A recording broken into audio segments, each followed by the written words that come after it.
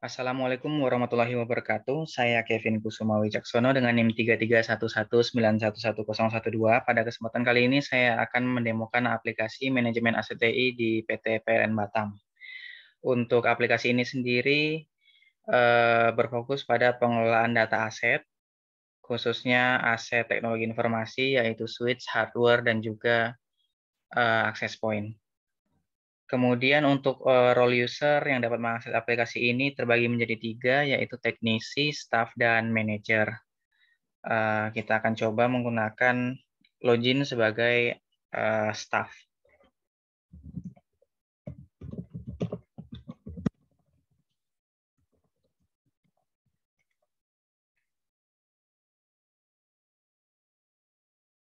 Untuk staff sendiri dapat mengakses dashboard, kemudian ada menu aset yang dapat mendata hardware, access point, dan switch, kemudian mengakses menu brand, laporan, dan juga user management. Berikut tampilan dashboard. Ini dapat diakses oleh teknisi dan manajer juga. Isinya berupa total asetnya berdasarkan kategori hardware, switch, dan access point. Kemudian disortir berdasarkan lokasi. Kemudian di sini juga ada chart untuk penambahan aset per bulannya. Kemudian kita coba untuk masuk ke menu user management. Di sini yaitu berupa data-data user, berupa nama, jabatan, email, dan aksesnya. Kita dapat melakukan penambahan data. Misalkan kita masukkan akun baru.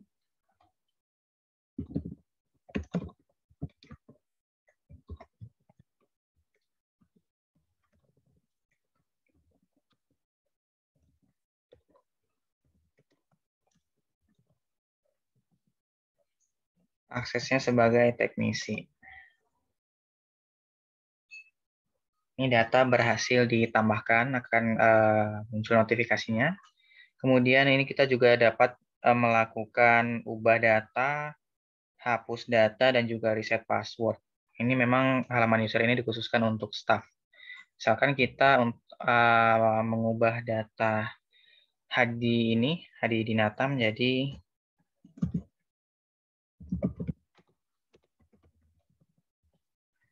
ini, kita ubah jabatannya sebagai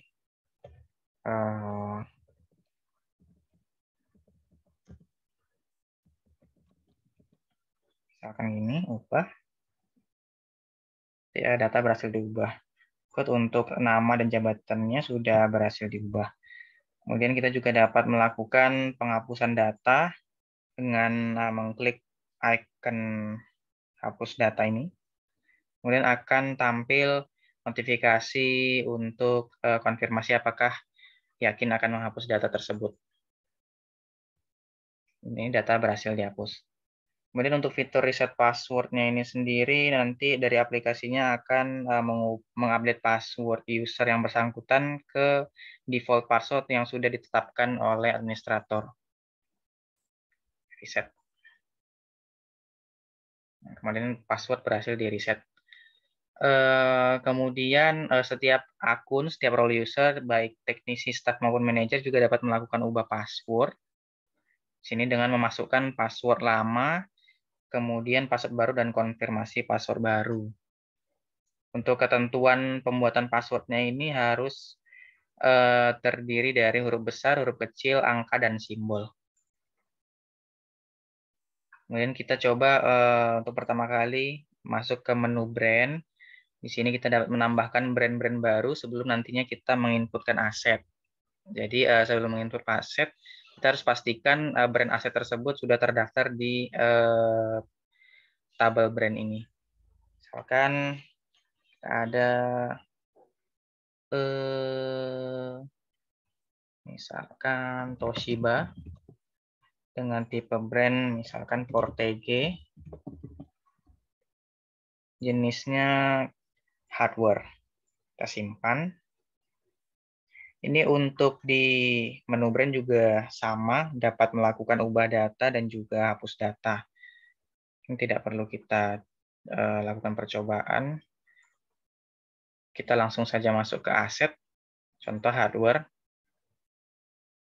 Kita di sini dapat menambahkan aset hardware, klik tombol tambah, dengan memilih lokasi, misalkan lokasi asetnya ada di unit business service, APBT lantai 3.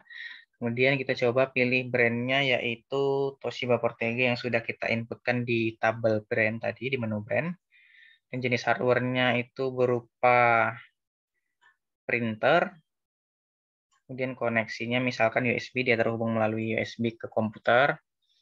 Kemudian komputer name yang terhubung itu misalkan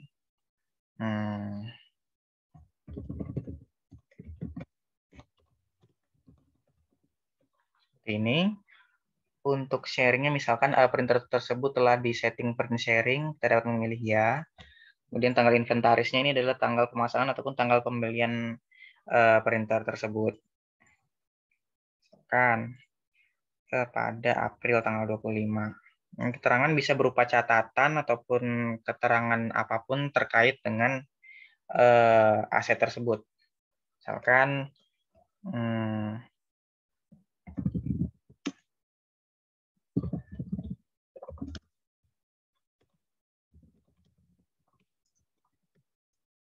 seperti ini. Simpan, maka datanya sudah tersimpan di paling belakang. Di sini juga kita dapat melakukan perubahan data aset dan juga penghapusan data aset. Di sini seperti merubah brandnya atau merubah lokasinya. Misalkan kita ubah lokasinya menjadi asetnya dipindah ke kantor korporat komersil lantai 4. Mungkin kita ubah. Kita berhasil terubah. Nah, kita lihat ini sudah pindah ke komersil lantai 4. Kemudian juga bisa mencetak QR code dari asetnya sendiri. Ini kita bisa download dalam bentuk PNG. QR code-nya ini terhubung ke API untuk menggenerate-nya dengan mengirimkan data berupa ID asetnya, kemudian jenis aset, tipe atau brand-nya, kemudian tanggal inventaris, dan lokasi aset tersebut berada. Jadi bentuknya seperti ini apabila di-scan menggunakan smartphone ataupun QR reader, nanti akan tampil teks yang menjelaskan tentang keterangan asetnya. Kemudian staff juga bisa mengakses laporan, mungkin nanti di role manager akan kita coba buka karena sama saja. Kita coba logout, kemudian kita akan coba login sebagai teknisi.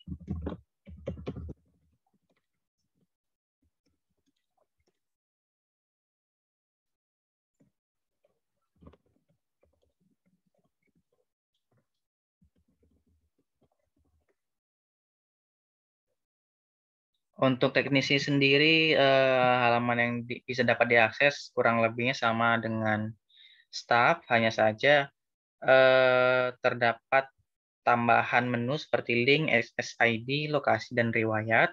Kemudian untuk teknisi sendiri tidak bisa melakukan perubahan manajemen user dan menginput data brand. Untuk aset tadi sudah kita coba pada menu staff, kita coba untuk menambahkan lokasi di menu lokasi. Di lokasi ini berfungsi untuk menyimpan data-data lokasi, unit, divisi, dan sublokasi asetnya. Jadi nanti ketika kita memasukkan aset, sudah tampil drop down berupa nama-nama lokasi yang sudah tersimpan di menu lokasi. Kita coba untuk menambahkan lokasi baru, misalkan dari unit bisnis infrastruktur, ada divisi network, kemudian sublokasinya misalkan di kantor Batu Besar. Simpan. Data berhasil ditambahkan.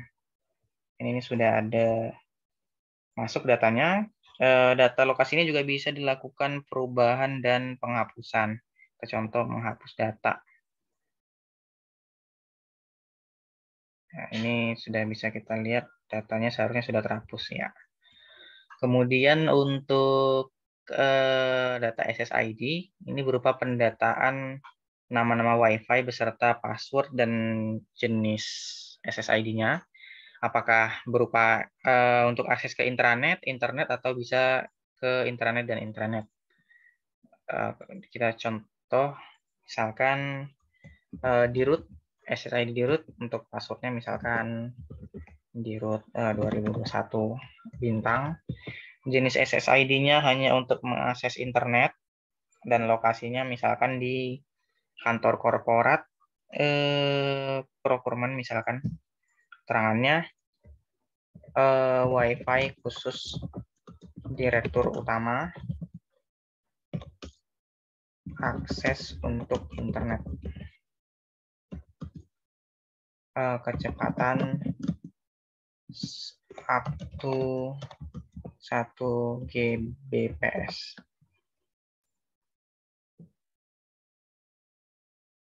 Mungkin kita bisa lihat di sini. Untuk SSID sendiri juga bisa dilakukan perubahan data dan juga penghapusan data. Kemudian kita lanjut ke link. Jadi untuk link ini sendiri menyimpan data mengenai uplink dan downlink pada perangkat jaringan. Jadi selama ini menggunakan label yang ditempelkan pada kabel-kabel UTP. Di sini dapat dilakukan pendataan secara digital. Misalkan kita memilih switch Cisco Business 250 di APTBN lantai 2. Kemudian misalkan kita mendata port 3. Ternyata port 3 itu statusnya sebagai uplink. Kemudian port tersebut melakukan uplink dari perangkat komputer misalkan. Komputer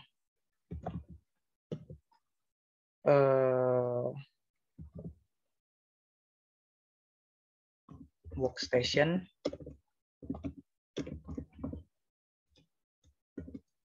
misalkan di ruang KRC. Dan ini dapat melakukan keterangan misalkan koneksi kabel UTP melalui jalur plafon.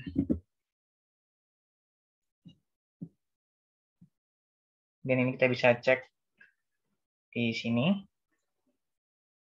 Kemudian di sini juga terdapat user yang menginputkan data tersebut dan juga kapan data tersebut diupdate, kapan diubah, dan kapan disimpan.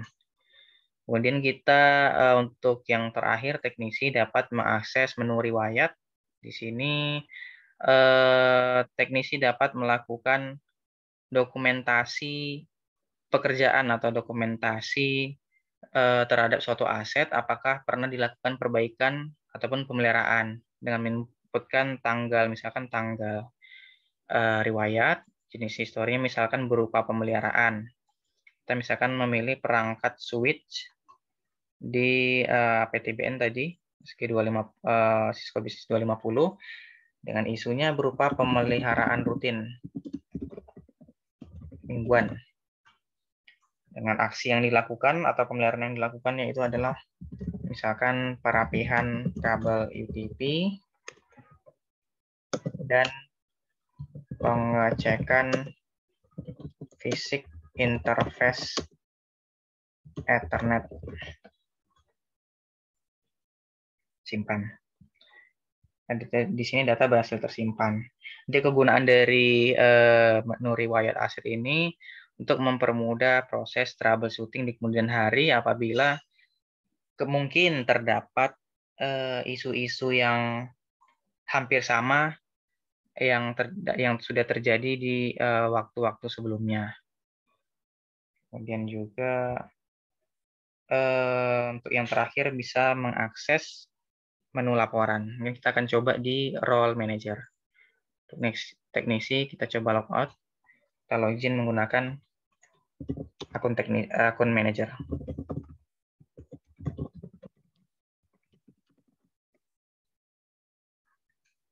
Untuk akun manager sendiri hanya bisa mengakses dashboard dan laporan, namun juga bisa melakukan ubah password sama seperti staff dan teknisi.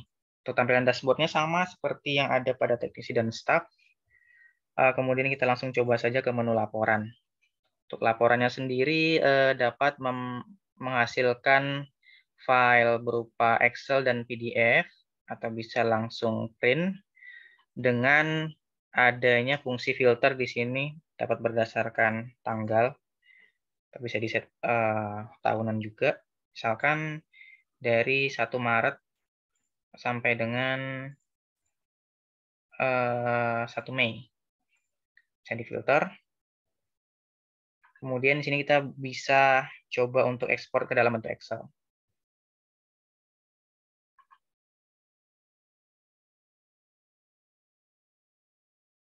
Berikut adalah contoh hasil dari laporan aset berbentuk Excel apabila data ini akan diolah kembali, perlu diolah lebih lanjut.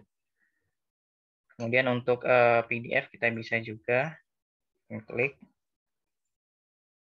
Nah, di sini bentuk dari laporan aset yang diekspor dalam format PDF.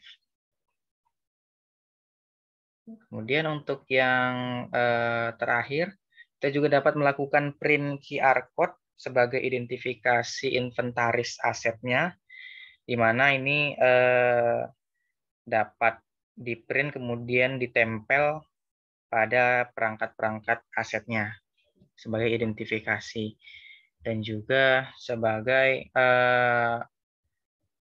pemberi informasi yang lebih lengkap mengenai aset tersebut. Seperti contohnya di sini ada ID asetnya, kemudian menyertakan lokasi, tanggal inventaris, kemudian jenis, dan tipe asetnya.